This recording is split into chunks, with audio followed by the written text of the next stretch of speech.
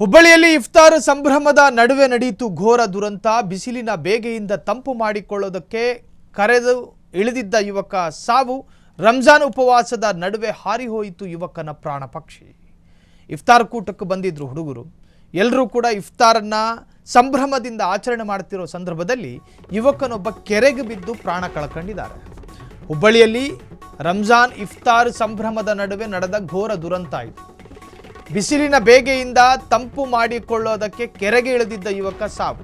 ರಂಜಾನ್ ಉಪವಾಸದ ನಡುವೆ ಹಾರಿ ಹೋಯಿತು ಪ್ರಾಣ ಪಕ್ಷಿ. ಅಂಚಟಗೇರಿ ಗ್ರಾಮದ ದೊಡ್ಡ ಕೆರೆಯಲ್ಲಿ ಸಂಭವಿಸಿದ ದುರ್ಘಟನೆ ಇದು. ಮಗನಿಗಾಗಿ ಇಫ್ತಾರ್ ಸಿದ್ಧತೆ ಮಾಡುತ್ತಿದ್ದ ಪೋಷಕರಿಗೆ ಮಗನ ಸಾವಿನ ಸುದ್ದಿ ಕೇಳಿ ಆಘಾತಕ್ಕೊಳಗಾದರು. ಹುಬ್ಬಳ್ಳಿ ತಾಲೂಕಿನ ಅಂಚಟಗೇರಿ ಗ್ರಾಮದ ದೊಡ್ಡ ಕೆರೆ. ಕೆರೆಗೆ ಈಜೋದಕ್ಕೆ ಹೋಗಿದ್ದ ಯುವಕ ನೀರಿನಲ್ಲಿ ಮುಳುಗಿ ಸಾವು.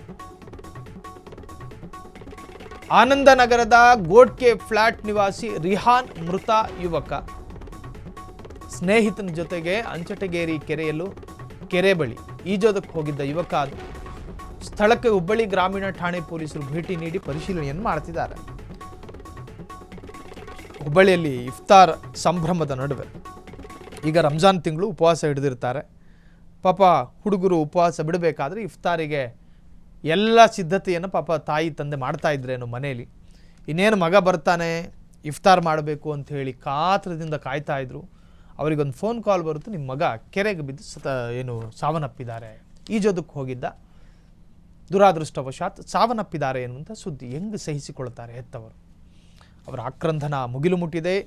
ಇದು ಅಂಚಟಗೇರಿ ಗ್ರಾಮದ ದೊಡ್ಡ ಕೆರೆಯಲ್ಲಿ ನಡೆದಿರತಕ್ಕಂಥ ಘಟನೆ ಇದು. ಮಗನಿಗಾಗಿ ಇಫ್ತಾರ್ ಸಿದ್ಧತೆ ಮಾಡುತ್ತಿದ್ದ ಪೋಷಕರಿಗೆ ಆಘಾತಕಾರಿಯಾದ ಸುದ್ದಿ.